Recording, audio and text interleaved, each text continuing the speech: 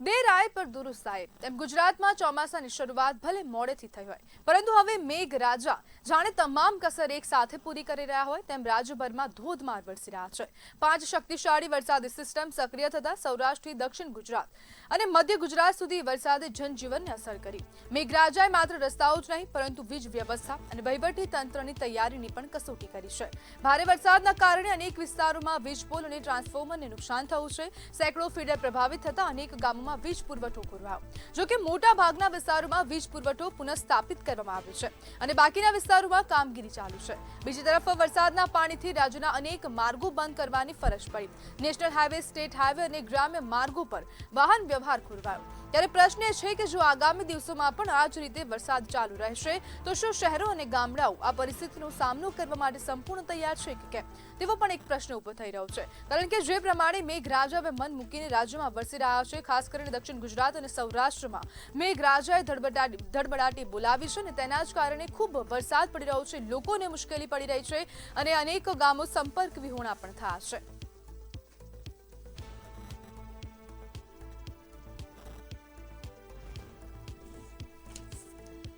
અને આજ મુદ્દે આપણી સાથે ચર્ચા કરવા માટે હવામાન નિષ્ણાંત પરેશ ગોસ્વામી જોડાઈ ગયા છે। પરેશભાઈ, દક્ષિણ ગુજરાતમાં વરસાદે મન મૂકીને વરસવાનું શરૂ કર્યું છે, શું કહેશો? ચોક્કસથી બેન, અત્યારે છેલ્લા ઘણા સમયથી આપણે અરબ સાગરની અંદર એક મજબૂત સિસ્ટમ છે અને આ સિસ્ટમને કારણે સતત 6 દિવસથી રાજ્યના અલગ અલગ વિસ્તારમાં ધોધમાર વરસાદ વરસી રહ્યો છે। જોકે હવે આ સિસ્ટમ છે એ આવનારા 24 કે 36 કલાકની અંદર ઉત્તર પૂર્વ દિશા તરફ આગળ વધે તેવી સંભાવનાઓ છે, એટલે કે મહારાષ્ટ્ર અને મધ્યપ્રદેશ ઉપર સિસ્ટમ આગળ વધવાની છે। પણ હજુ પણ આવનારા 36 કલાક સુધી રાજ્યના અલગ અલગ વિસ્તારમાં ભારેથી અતિ ભારે વરસાદની સંભાવનાઓ છે, જેમાં સૌરાષ્ટ્રના જિલ્લાઓની વાત કરવા જઈએ તો અમરેલી, ગીર સોમનાથ અને ભાવનગરના દરિયાઈ કાંઠાના તાલુકાઓ છે, આ તમામ વિસ્તારની અંદર ભારેથી અતિ ભારે વરસાદ આવનારા 36 કલાક દરમિયાન નોંધાય તેવી સંભાવનાઓ દેખાઈ રહી છે। સાથે દક્ષિણ ગુજરાતના સુરત, ડાંગ, વલસાડ, નવસારી, વાપી આ તમામ વિસ્તારની અંદર ભારેથી અતિ ભારે વરસાદ જોવા મળશે। મધ્યપ્રદેશ બોર્ડર આવેલા છોટા ઉદેપુર જિલ્લાના અલગ અલગ વિસ્તારની અંદર પણ ભારે વરસાદની સંભાવનાઓ રહેલી છે, એટલે આવનારા 36 કલાક સુધી હજુ આ વરસાદની અસર રહેવાની છે।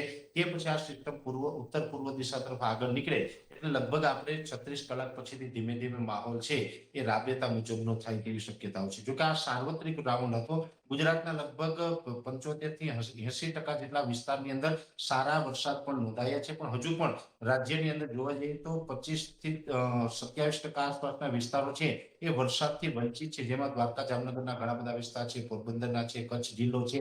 તો આ વિસ્તારને વરસાદનો લાભ ન મળવાનું કારણ પણ એ છે કે આપણે આ અરબ સાગરની સિસ્ટમ હતી, બંગાળની ખાડીની સિસ્ટમ જ્યારે આવે ત્યારે આ વિસ્તારને પણ લાભ મળી શકે। અત્યારે જે આ વરસાદની જે તીવ્રતા હતી એ સૌરાષ્ટ્ર, મધ્ય ગુજરાત અને મધ્યપ્રદેશ બોર્ડર લાગુ વિસ્તાર અને દક્ષિણ ગુજરાતની અંદર હતી અને છેલ્લા 6 દિવસથી આ જે સતત વરસાદ પડતો હતો એમાં હવે 36 કલાકની અંદર લગભગ આપણે મુક્તિ મળે તેવી શક્યતાઓ છે। છતાં પણ હજુ 36 કલાક જે વરસાદ પડવાનો છે તેમાં થોડુંક તોફાન રહેવાનું છે, કેમ કે આ સિસ્ટમનો સેન્ટ્રલ પાર્ટ અત્યારે આપણી ઉપરથી પસાર થઈ રહ્યું છે, પણ હવે આજે મોડી રાત્રેથી આઉટર ક્લાઉડ પણ પસાર થશે। જ્યારે કોઈ સિસ્ટમના આઉટર ક્લાઉડ પસાર થતા હોય ત્યારે દરિયામાં પણ કરંટ જોવા મળે, ઊંચા મોજા ઉછળે, એટલે હમણાં આપણા માધ્યમથી માછીમાર ભાઈઓને પણ અપીલ છે કે હમણાં થોડા દિવસ માટે દરિયો ન ખેડવો। સાથે પ્રવાસી મિત્ર છે દરિયાકાંઠે ફરવા જતા હોય તો પણ ત્યાં થોડીક સાવચેતી રાખવાની જરૂર છે।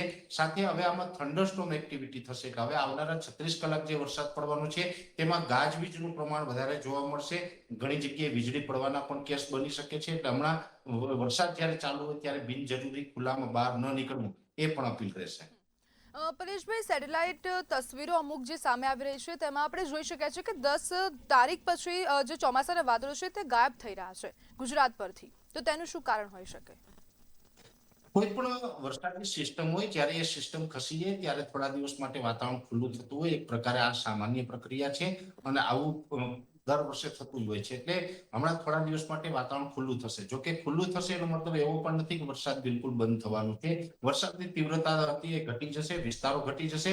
અત્યારે હજુ પણ મોન્સૂન ઓફશોર ટ્રફ હોય છે એ સક્રિય છે. દક્ષિણ ગુજરાતથી લઈને કેરળના દરિયાકાંઠે જે મોન્સૂન ઓફશોર ટ્રફ હોય એ પોઝિટિવ હોવાને કારણે હવે આપણે આ 36 કલાક પછી વરસાદમાંથી મુક્તિ મળશે, પણ છૂટાછવાયા હળવા સામાન્ય વરસાદ છે એ ચાલુ રહેશે અને 15 તારીખ સુધી લગભગ કોઈ મોટો વરસાદ છે એ ગુજરાતમાં નહીં જોવા પડે. બંગાળની ખાડીની અંદર લગભગ 12 તારીખ આસપાસ એક લો પ્રેશર સિસ્ટમ બનવા જઈ રહી છે અને એ લો પ્રેશર સિસ્ટમ છે એ અત્યારે અમારું અનુમાન છે કે સતત પશ્ચિમ દિશામાં આગળ ચાલશે, તો મધ્યપ્રદેશ ઉપર થઈ અને ગુજરાત ઉપરથી પસાર થશે, તો 15 થી 20 તારીખ વચ્ચે ગુજરાતની અંદર બંગાળની ખાડીની સિસ્ટમને કારણે સારો વરસાદ પડશે, પણ ત્યાં સુધી પછી આપણે છૂટાછવાયા સામાન્ય ઝાપટાથી જ સંતોષ રાખવો પડશે. તો પરેશભાઈ, હવે ઉત્તર ગુજરાતને વરસાદનો લાભ ક્યારે મળશે? કારણ કે હાલ જો વરસાદ વરસો તે ઉત્તર ગુજરાતમાં ખૂબ ઓછો જોવા મળી રહ્યો છે, છૂટો છવાયો વરસાદ ત્યાં નોંધાઈ રહ્યો છે.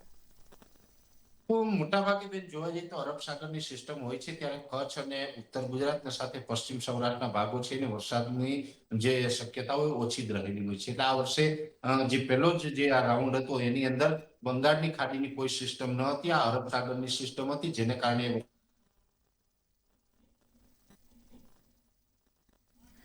જી બિલકુલ પરેશભાઈ, જોડાવા બદલ આપનો આભાર.